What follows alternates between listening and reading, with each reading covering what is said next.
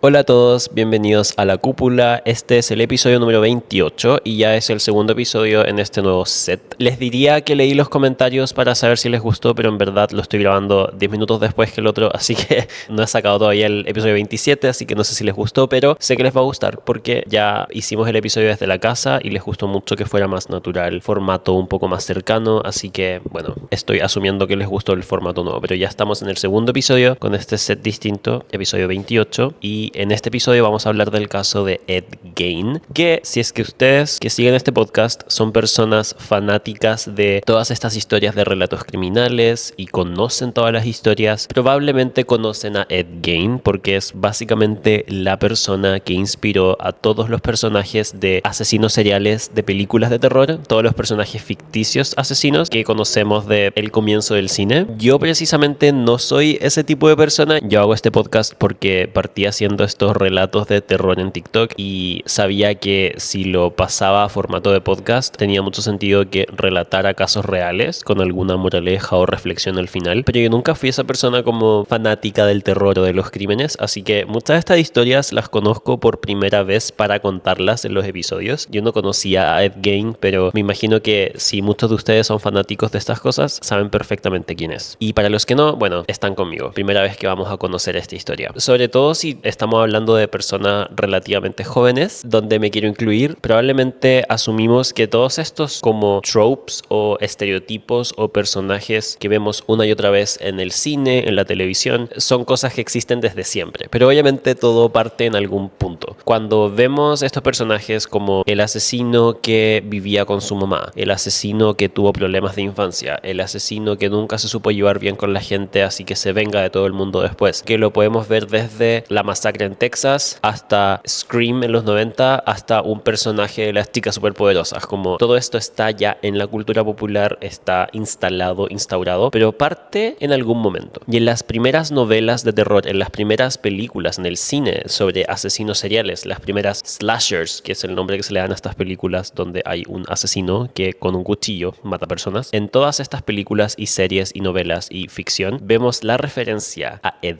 Gein. Ed Gein fue un asesino serial de comienzos del siglo pasado y es probablemente el primer asesino serial que generó como un culto, que generó fans. A mí, investigando este caso, una de las cosas que más me llamó la atención fue que, a diferencia de cuando les cuento un relato criminal de algo que ocurrió hace 5 años y todo lo que encuentro son artículos de noticias y detalles, tenemos imágenes de la cámara que está en el traje de los policías, tenemos declaraciones, testigos. En este caso encontré una página que se llama House of Gein, básicamente como es el patrimonio de este hombre, es como se vende su historia, han habido club de fans. Eso me llama mucho la atención. No sé si quizás en esa época era más normal ser fan de un asesino serial o si sigue ocurriendo, pero me llama mucho la atención. Pero bueno, eso les voy a contar en este episodio de La Cúpula, la historia de Ed Gein. Pero antes, no olviden suscribirse a este canal y activar la campanita de notificaciones para que no se pierdan episodio nuevo todos los viernes. Vamos con el caso.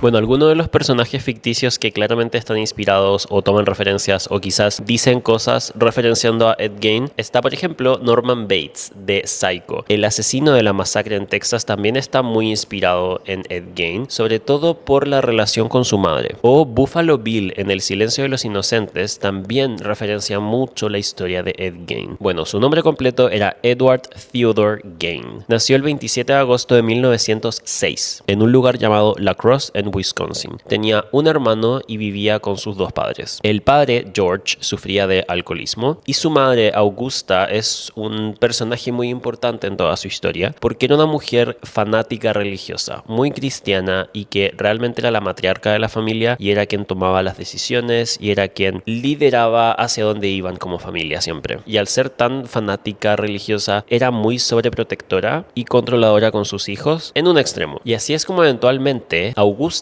hace que la familia completa, los 4, se cambien de casa a las afueras de Plainfield, Wisconsin, porque sentía que este lugar donde vivían, La Crosse, era como una ciudad grande donde había mucha tentación y había mucho pecado y no quería que se corrompiera la familia ni los valores de sus hijos. Y lo irónico acá es que, claro, La Crosse, Wisconsin, es cero una ciudad grande, es un pueblo igual, pero para los niveles de ella, eso ya era mucho, como vivir en La Crosse, que para nosotros es un pueblo, para ella era había como mucho pecado, mucha tentación. Según ella, había prostitución, había desviaciones y los lleva a este lugar remoto donde literalmente la cantidad de personas que vivían ahí caberían en un departamento. Como esto ocurre en 1915, cuando Ed Gein tenía 9 años. Bueno, y cuando se mudan a este lugar remoto a las afueras de Plainfield, Ed Gein nunca más socializó. Básicamente, Augusta no dejaba a los niños conocer a nuevas personas. Cada vez que conocían a un posible amigo nuevo, ella no los dejaba hablar con ellos porque sentía que nadie cumplía con los estándares de valores que ella les estaba inculcando y sentía que cualquier persona podía corromper a sus hijos. Así que no socializaban ni prácticamente salían de la casa, de esta granja donde estaban viviendo ahora. La única vez que Ed y su hermano, que se llamaba Henry, podían salir de la casa era cuando iban a la escuela, pero no podían tener amigos ni socializar. Eventualmente Ed deja la escuela a los 13 años para poder ayudar financieramente trabajando. A pesar de esto, Ed era muy buen lector y leía mucho, y así es como se mantenía como aprendiendo sobre lo que le interesaba. El año 1940, Ed ya tenía 34 años y aún vivía en casa, y desde los 13 años que estaba trabajando haciendo arreglos en construcciones y en casas, trabajando como maestro, ayudando a todo el pueblo como pudiese para aportar financieramente al hogar, pero seguía haciendo esto a los 34 años y había generado un lazo y una relación no solamente cercana, sino que codependiente con su madre. Ed realmente veía a su madre Augusta como una diosa que no podía cometer ningún error, y bueno, no sabemos si de manera consciente o no, pero él realmente creía en todo lo que ella le había enseñado y tenía como esta dependencia de su madre. Bueno, es este año, en 1940, cuando Ed tiene 34, que el padre fallece, y cuando el padre fallece, más aún es que Ed y Henry tienen que ocuparse de su madre Augusta. Henry era solamente un par de años mayor que Ed, y aquí es cuando cambia todo, porque un tiempo después de que el padre ya no está vivo, Henry es el primero que empieza como a cuestionar cómo fueron criados, y sin necesariamente llevarse mal con su madre o tener peleas con su madre, sí empezó como a despertar un poco ante el hecho de que habían sido criados aislados del mundo, y a veces empezó a criticar un poco pequeñas cosas, cuestionar y criticar pequeñas cosas que la madre Augusta hacía. Y bueno, tiene todo el sentido del mundo que, dada esta relación codependiente que tenía Ed con su madre, a Ed no le gustó mucho estas críticas que comenzó a hacer su hermano mayor respecto a su madre. Bueno, en 1944, cuando Ed tenía 38 años, ambos estaban trabajando en el campo, cuando, según Ed, hay un incendio y no logra encontrar a su hermano en el incendio. Ed sale corriendo, va al pueblo, pide ayuda y dice que hay un incendio en el campo. Estaban trabajando con su hermano y empezó este incendio y no logra encontrar a Henry. Pero después Ed los lleva directamente a donde al final estaba el cuerpo de Henry, su hermano. La policía, las autoridades deducen que simplemente Henry tuvo un infarto tratando de luchar con este incendio y se desmayó, se golpeó en la cabeza y murió en el incendio. Pero efectivamente la forma en la que falleció Henry era muy extraña y tenía unos golpes en la cabeza, pero hasta este punto nadie de este pueblo tenía razón alguna para desconfiar de este hombre, Ed Gein, de 38 años. Siempre lo habían conocido como un señor muy simpático, muy correcto, que adoraba a su madre, que ayudaba a todos, que siempre estaba dispuesto a hacer un trabajo de maestro, arreglar algo, trabajar en construcciones, trabajar en las casas, en los campos. Todos lo veían como una persona muy normal, así que nadie pensó que él podría haberle hecho algo a su hermano. Pero con lo que conocemos después de Ed Gein, sabemos que probablemente no fue accidental la muerte de su hermano Henry. Bueno, la madre Augusta, como les decía, no tenía una mala relación con Henry, con el hermano mayor. Solamente fue que Henry empezó como a atreverse a cuestionar un poco la crianza de la madre, pero seguían teniendo una muy buena relación. Era Ed el que estaba como obsesionado con su mamá, pero ella tenía buena relación con los dos. Y cuando fallece Henry, Augusta no lo tomó para nada bien. A Augusta le afectó mucho. Augusta terminó teniendo un infarto y a este punto Ed se asustó mucho de perder a su madre y comenzó a estar con ella 24/7 y a cuidarla y a dormir con ella, y no salía más de su habitación. Hasta que el 29 de diciembre del año siguiente al que muere Henry, fallece Augusta de un segundo infarto. Y aquí es cuando todo cambia para Ed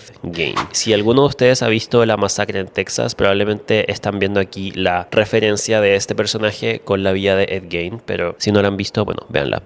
Básicamente una relación enfermiza con su madre. Aquí Ed comienza a tener un comportamiento muy errático, o quizás empieza a demostrar su comportamiento errático porque habían cosas que él estaba haciendo que el pueblo no sabía. Ed empieza a dormir siempre, y no solo dormir, estar siempre en la habitación de su madre Augusta, que había fallecido. y empezó a descuidar toda la granja y toda la casa. Recordemos que en esos meses donde Augusta estuvo viva luego de la muerte de Henry, donde sufrió estos 2 infartos, Ed dormía con su madre, estaba constantemente con ella. Y ahora cuando fallece no sale más de la habitación. También dicen como en el funeral de Augusta, Ed, un hombre de 38 años, actuaba un poco como un niño. La manera en la que lloraba, la manera en la que explicaba su dolor respecto a la muerte de su madre, no parecía correspondiente a un adulto de 38 años. Y bueno, esto también se podría explicar por la crianza que tuvieron Ed y Henry y cómo Augusta los tenía muy aislados del mundo exterior. Aunque Henry nunca llegó a demostrar estos comportamientos al menos, pero Ed sí. Bueno, es solamente 2 años después que Ed Gein empieza a meterse en problemas y a hacer cosas muy perturbadoras, pero que realmente son solo el comienzo. En 1947, 2 años después de la muerte de Augusta, se descubre que Ed Gein estaba yendo al cementerio local y estaba abriendo tumbas y sacando cuerpos de mujeres que le recordaban a su madre. Habían trabajadores del cementerio que lo veían llegar, pero lo conocían. Ed era conocido en el pueblo como un señor muy normal, así que nunca pensaron que estaba haciendo algo así de perturbador, pero Ed estaba sacando cuerpos de mujeres de los cementerios. ¿Y para qué? Bueno, de eso se entera la policía después. El año 51 hay 2 jóvenes que desaparecen en el pueblo, dejando solamente como zapatos y nada más. Este es el punto en donde empiezan a haber desapariciones en este sector que no tenían explicación alguna y que, como muchas de estas historias, nunca llevaban a descubrir al verdadero asesino porque nadie desconfiaba del asesino hasta que años después, por alguna razón, se descubre la verdad. Investigando hacia atrás se dan cuenta que todas estas desapariciones estaban vinculadas a una persona. Bueno, es el año 51, solo un par de años después de la muerte de Augusta, la madre de Ed Gein, que empiezan a haber desapariciones extrañas en este pueblo. Aparte de la desaparición de estos 2 jóvenes, una mujer también desaparece el año 54, sin explicación alguna. Pero todo cambia el año 1957, cuando la desaparición de una mujer lleva finalmente a respuestas,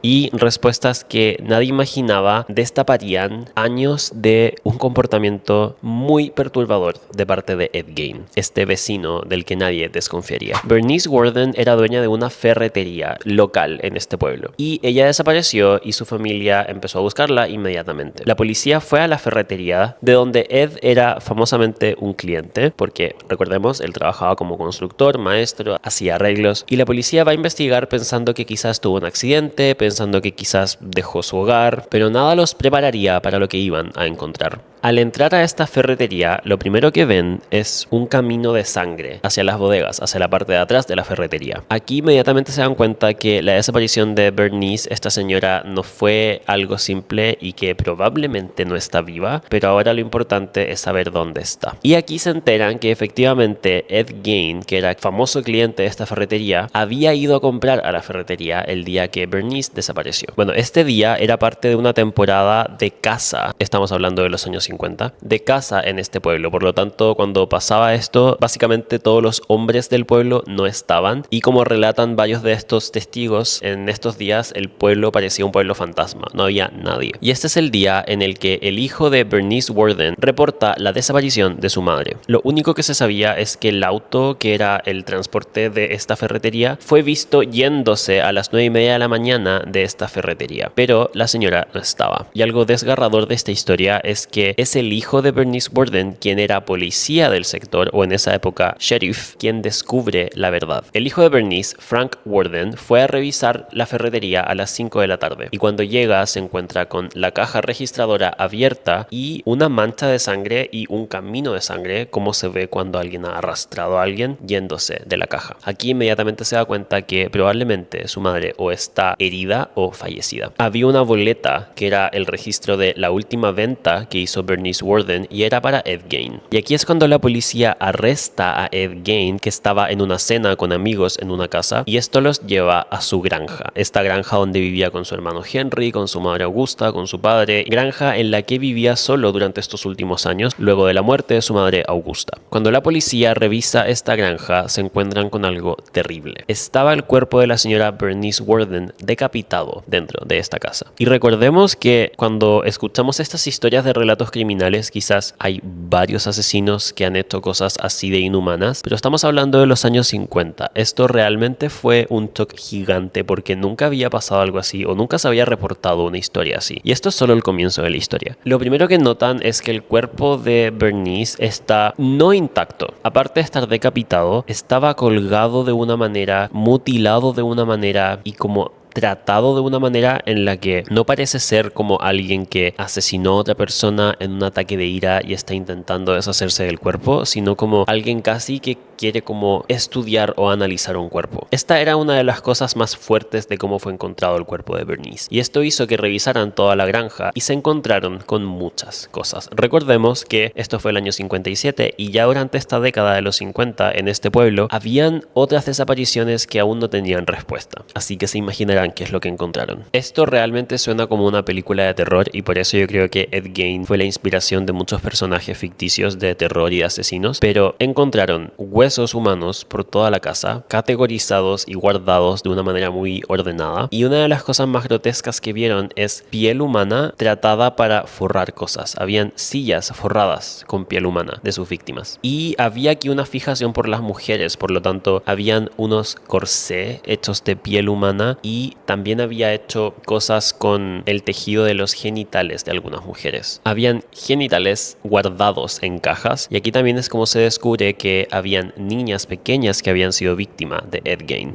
A este punto, las víctimas de Ed Gein eran muchas más y no solamente esta señora o la desaparición de los dos jóvenes hace unos años atrás, sino que muchas víctimas más de las que no se sabía. Una de las cosas más interesantes y que también es mucha referencia para muchos personajes en terror y asesinos seriales es que como él tenía esta fijación con su madre, al parecer lo que él quería hacer era, y lo confesó después, crear con piel humana de otras mujeres muertas una especie de traje que él se pudiera poner y sentir que estaba dentro del cuerpo de su madre. Pero cuando yo empecé a ver esta historia pensé que quizás había una parte donde se decía que él sacó el cuerpo de su madre del cementerio, pero no, con su madre no hizo esto con cuerpos que sacaba del cementerio de otras personas que le recordaban a su madre o simplemente de mujeres que asesinó. Bueno, cuando es arrestado y luego enjuiciado, la defensa de Ed Gein es que claramente no estaba bien mentalmente. Tomó el camino de declararse como alguien demente, que en esa época efectivamente podía ser un camino para evitar que fuera a prisión, sino que fuera sentenciado a estar en un hospital psiquiátrico para siempre. Y así fue. En los primeros años, luego del primer juicio, es declarado como demente y es llevado a un hospital psiquiátrico y no a la cárcel. Y aquí es cuando esta historia es reportada y empieza a generar un seguimiento de culto. Hasta el día de hoy, como les decía al principio, hay sitios web dedicados a la vida de Ed Gein y se empezaron a formar club de fans de Ed Gein.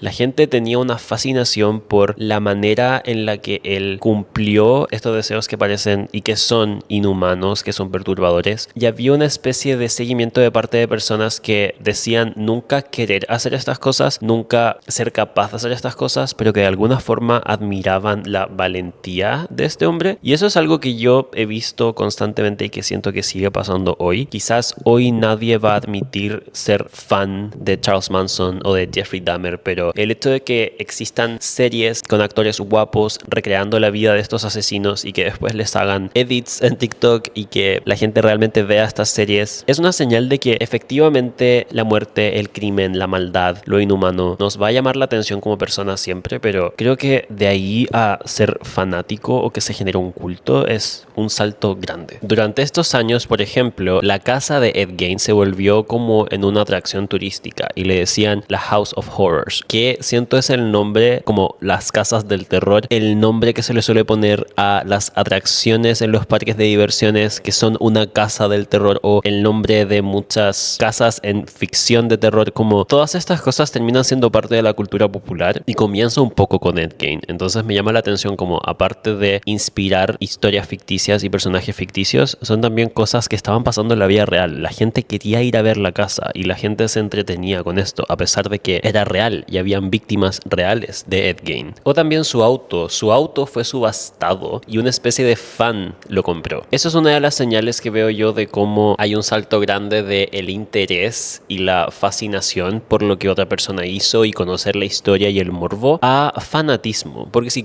compras el auto de alguien que asesinó personas e hizo todas estas cosas inhumanas con sus cuerpos, creo que es distinto a simplemente tener mucho interés o fascinación por la historia. Siento que es ya como o que te gustaría ser él o que admiras lo que hizo, no sé, es un salto grande, pero hasta eso pasó. Su auto fue subastado. Eventualmente este auto subastado es presentado como una atracción también y la gente podía visitar este auto en una feria. Creo que estas cosas serían ilegales hoy en día, pero en ese tiempo es como cuando vemos en la ficción cuando se hacían estos circos y en los circos se ponían personas con discapacidades como atracciones, y eso obviamente después termina siendo muy ilegal. Esta era la primera vez que ocurría algo con un asesino en serie, primera vez. Entonces tener a esta persona que, bueno, pasó por un juicio, legalmente no fue condenado a prisión, sino que fue condenado a un hospital psiquiátrico, quizás las personas justificaban este fanatismo pensando, bueno, no es malo, él no podía evitarlo, está loco. Pero sí, efectivamente su auto fue una atracción en una feria. Bueno, como Ed Gein fue condenado a pasar todo el resto de su vida en un hospital psiquiátrico porque fue declarado culpable, pero por razón de demencia, así que no fue a prisión, fue a este hospital. Finalmente fallece a los 77 años, el año 84, por complicaciones cardíacas. Y aquí sí que empieza también un nuevo nivel de fanatismo porque Ed Gein es enterrado de forma digna en un cementerio entre su padre y su hermano. Agrego aquí nota personal, a diferencia de sus víctimas. Y los clubes de fans y las personas que sentían esta fascinación por Ed Gein visitaban su tumba, le dejaban flores y después empiezan a robar piezas de la placa que lleva su nombre y su fecha de nacimiento y su fecha de fallecimiento. Hasta que eventualmente el año 2000 es robada. Esta placa fue robada por uno de los dueños de uno de sus clubes de fans y el año 2001 es recuperada. El personaje de la masacre en Texas, Leatherface, vive con su madre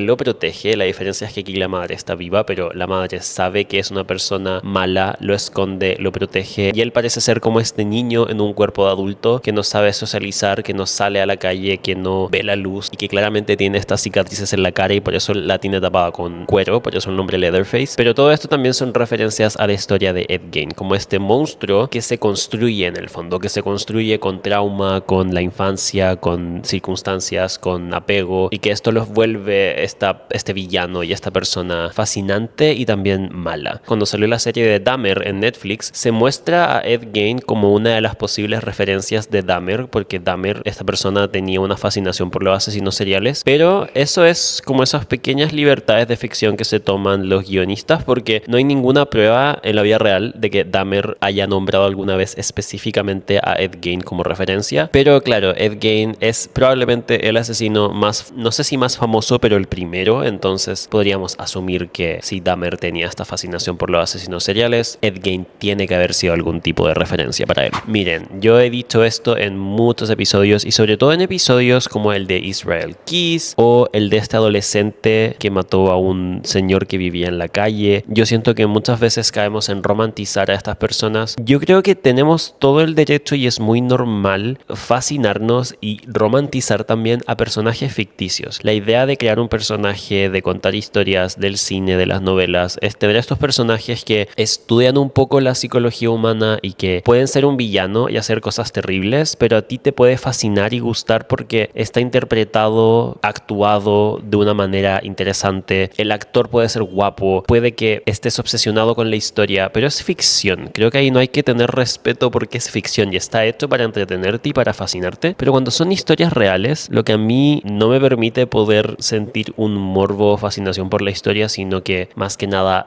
querer conocerla para saber cuáles son las cosas que pueden pasar, querer conocerla para tomar reflexiones, querer conocerla para entender el dolor de otras personas y así uno mismo tomar lecciones para su vida y cuidarse y saber de quién protegerse. Es distinto. Son historias reales, son personas que al haberle hecho daño de una manera tan inhumana a otras personas, no me hace pensar que son fascinantes o muy inteligentes porque lograban cubrir sus crímenes, solo me hace pensar que son, les juro y les prometo y no lo digo con humor, para mí son como estúpidos, son imbéciles que, claro, quizás tienen problemas de salud mental, son personas con historias trágicas, pero hay algunos que no, hay algunos que eran personas completamente normales y que tuvieron impulsos e hicieron daño, no se arrepintieron nunca, y eso para mí nunca va a ser fascinante ni romantizable, sino que va a ser trágico, triste, injusto y algo que debería generar indignación y que debería dejarnos siempre reflexiones y lecciones. Gente, recuerden que hablamos de la narcosatánica hace unos episodios en este podcast y les quería recordar que en Max, antes llamado HBO Max, ahora Max, pueden ver esta docu-serie que se hizo sobre sobre la historia donde entrevistan a Sara Aldrete en la cárcel. Yo les contaba en este episodio del podcast que hay un momento donde los entrevistadores le muestran un libro que era de Adolfo a Sara Aldrete. Nota, si alguno de ustedes no escuchó ese episodio, pueden escucharlo para entender de lo que estoy hablando, pero en esa escena le muestran este libro y Sara saca una hoja y dice que tiene que tener esta hoja ella, que era para ella. Todo esto lo pueden ver en esta docuserie de la narcosatánica disponible en Max, así que pueden streamearlo, es muy interesante. Te cuentan toda la historia desde el principio con cuñas de ella en la cárcel ahora, con más de 50 años. Así que los dejo invitados a ver esta serie en Max. Muchas gracias por ver o escuchar este episodio de La Cúpula. Les recuerdo que este episodio está en video en YouTube y en audio en Spotify, Apple Podcast o todas las plataformas de podcast. Hay episodio nuevo todos los viernes. Toda la información y todos los links están en mis redes sociales Nico Luengos o en La Cúpula Podcast en Instagram. Y si están viendo en YouTube, no olviden suscribirse y activar la campanita de notificaciones para que les avise cuando hay video nuevo. Y denme un like, comenten, compartan. El like sobre todo ayuda mucho al algoritmo de YouTube, así que lo agradezco mucho. Muchas gracias por ver y escuchar y nos vemos en el próximo. Chau.